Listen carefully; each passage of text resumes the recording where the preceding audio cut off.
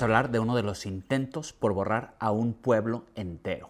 Este tema sigue siendo un tema tabú en ciertas partes del mundo donde no se acepta que esto sucedió. Y de hecho, esa palabra que traen en la mente, precisamente esa, se acuñó precisamente por este suceso. Estamos hablando de nada más y nada menos que del intento de borrar al pueblo armenio. Y como siempre, un poquito de contexto, un poquito de historia. ¿En dónde estamos y en qué época? Estamos en lo que es el Imperio Otomano, en la época de 1914-1915, justamente en las zonas entre Georgia, Armenia y Turquía, lo que es la Anatolia Oriental. Estamos hablando de un imperio otomano que ya estaba perdiendo muchísima fuerza. De hecho, estamos a finales del siglo XIX y principios del siglo XX, justo poquito antes de la Segunda Guerra Mundial, donde ya había sufrido muchísimas pérdidas este gran imperio. De hecho, popularmente al imperio otomano se le conocía como el hombre enfermo de Europa. ¿Y por qué decimos esto? Se preguntarán ustedes. Porque ya cierta parte del occidente de este gran imperio se había empezado a independizar. Estamos hablando que Grecia lo hizo en 1830 y después le siguieron Serbia, Bulgaria y hasta Rumania. Para 1912 llegaron las guerras bálticas, donde básicamente perdió muchísimo territorio. Y estos otomanos aprendieron algo de esto. ¿Qué es esto? Se preguntarán. Que las minorías cristianas pueden quebrarlo todo desde adentro. ¿Y quiénes eran los armenios? Se preguntarán ustedes. Pues era una comunidad antigua cristiana que estaba precisamente en esta parte de la Anatolia Oriental que les había dicho, que no tenían un estado propio, pero sí tenían una identidad fuertísima. ¿Y por qué los hacían peligrosos? Porque estaban muy cerca y muy influenciados por Rusia, y Rusia era el enemigo de cabecera del Imperio Otomano. Y entonces llegaría un punto clave, que es que unos jóvenes nacionalistas turcos toman el poder de este Imperio Otomano. Figuras como Talat Enver y Yetmat Pasha tenían esta idea de homogeneizar al Imperio Otomano. ¿Y cómo homogeneizas a una región? Pues con su identidad. ¿Y qué es el punto clave de una identidad? Pues la creencia. Y justo cuando estos jóvenes turcos no sabían qué hacer, llega como anillo al dedo para ellos lo que es la Primera Guerra Mundial. Con esta guerra llegarían las primeras derrotas de este imperio contra Rusia en el Cáucaso, lo que los llama a tener ciertas actividades para protección nacional. Y así es como empieza esta terrible historia el día 24 de abril de 1915. ¿Dónde empezó esto? En Constantinopla, la capital de este imperio. ¿Y qué fue lo que pasó? El imperio ordena el arresto de intelectuales, periodistas y religiosos armenios. ¿Qué es lo que intentaban hacer? No fueron con mujeres, no fueron con niños, fueron con la élite. Es decir, empezar a cortar las voces de esta población. Punto clave, la mayoría de estos detenidos jamás volverían a aparecer en la vida pública. Este día es recordado como el inicio de este suceso que no tiene nombre y no lo puedo decir. Y así como no lo puedo decir, ellos tampoco lo quisieron mostrar. ¿Y qué fue lo que hicieron? Hicieron un traslado por razones de seguridad de ciertas personas hacia otro lugar del imperio. ¿Qué fue exactamente lo que pasó?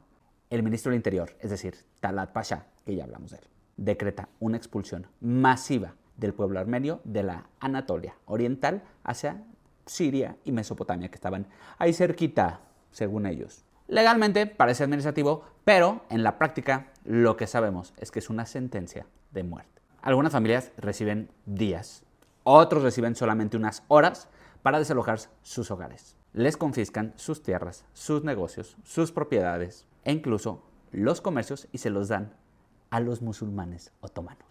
Pero aquí un dato muy importante. ¿Qué hicieron primero? Fueron por los hombres jóvenes, maduros, armenios, y lo que hicieron fue agarrarlos para prepararse para la guerra, porque sabemos que estaban en la Primera Guerra Mundial. Se dice que fueron enviados a campos de trabajo y otros a batallones, pero la realidad es que no muchos sobrevivieron a esto. ¿Quiénes quedaron? Mujeres, niños y ancianos. ¿Y cuál fue la instrucción para esto? Se preguntarán. Pues que empiecen a caminar hacia donde tienen que ir. Caminar, no estoy bromeando. Y así fue como iniciaron. A pie, cientos de kilómetros, sin agua, sin comida y con escoltas otomanas que no protegen, es más, dicen que fueron cómplices de abusos, violencia, incluso ciaces. ¿Cuál fue el destino final de estos? El desierto sirio. Y cuando llegan a este se dan cuenta que no hay ningún plan de reasentamiento porque no había ni estructuras ni suministros. Básicamente los habían mandado a perecer. Entre 1 y 1.5 millones de personas perdieron la vida entre 1915 y 1917 en esta deportación voluntaria del pueblo armenio. Dejaron regiones enteras de la Anatolia Oriental prácticamente vacías para que fueran tomadas por pobladores nuevos otomanos. Y no hablamos de que fue un accidente o un exceso local. porque esto fue repetido. Y déjame les explico exactamente qué es lo que pasaba. Cuando los deportaban y llegaban al desierto sirio, básicamente los dejaban ahí a esperar. A esperar. Ya saben perfectamente a qué es lo que esperaban. Y aquí fue donde el mundo se dio cuenta de que esto no era un traslado, sino era una eliminación. Diplomáticos, médicos y misioneros occidentales coinciden en esto que pasó, porque estaban ahí acompañándolos y mandaron esta información que coincidía en los tres. De hecho, el embajador de los Estados Unidos, Henry Morgenthau Sr., describió esto sucedido como meramente una campaña de exterminio. E incluso cónsules alemanes, que eran aliados de este imperio otomano en la Primera Guerra Mundial, coinciden en que las muertes no son accidentales. Y lo peor de todo es que esta información fue en tiempo real, es decir, no hubo reconstrucción posterior a esto.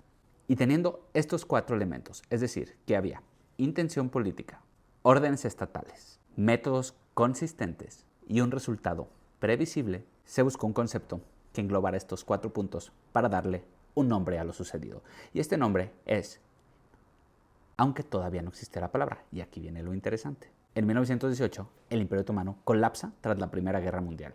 Y algunos de estos responsables fueron juzgados levemente porque en realidad no había un juicio internacional como vendrían después con los juicios de Nuremberg en la Segunda Guerra Mundial. Y esto es lo interesante, ya que estos crímenes en Armenia sucedieron antes de que el mundo tuviera un concepto jurídico para nombrar estos crímenes. ¿Y qué pasaría después de esto? Se preguntan ustedes. Pues obviamente los sobrevivientes de armenios que había en Siria no regresaron a este lugar. Se forma una diáspora global, el Medio Oriente, Francia, Rusia, Estados Unidos y el mundo árabe. Y Armenia reaparecería como un estado, pero con un territorio muchísimo más pequeño a lo que realmente le tocaba previo a este suceso. El jurista Rafael Remkin estudiaría este caso armenio junto con lo que había sucedido en la Segunda Guerra Mundial. Entonces estamos hablando que fue aproximadamente de ahí, en 1945. Concluye que eliminar un pueblo no se trata de cámaras, no se trata de balas, se trata de la decisión y acción de hacerlo. Así es como acuña el término de... Y en 1948 la ONU lo tipifica como un crimen. ¿Qué pasa el día de hoy? El Estado turco actual niega que esto haya sucedido. ¿Cómo se muestra? Es decir, como un... Sí aceptan que pasó algo similar, pero no son responsables de este acto. En contraste con otros 30 países que lo aceptan con todo nombre y apellido. Pero lo triste es que hay otros países que prefieren mantenerse en silencio.